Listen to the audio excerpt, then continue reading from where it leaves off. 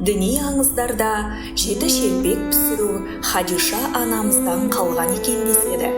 Уақи түскен соң Мұхамбет пайғамбарды дұшпандары өлтіре алмай қастандық ұйымдастырып жатты. Бір күні бір қара ниет кәуір Расулдың үйіне үлкен қара жыланды байқатпай кіргізіп жіберді. Пайғамбар ұйықтап жатады. Хадиша анамыз шелпек пісіріп жатыр еді.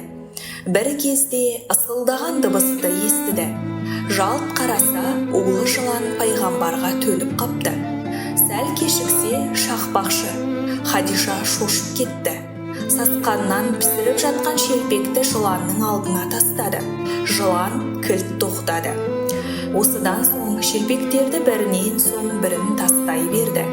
Жылан екеш жылан да нанның киесінен аттап кете бермеді. Кері шегініп, кірген ізімен далаға шығып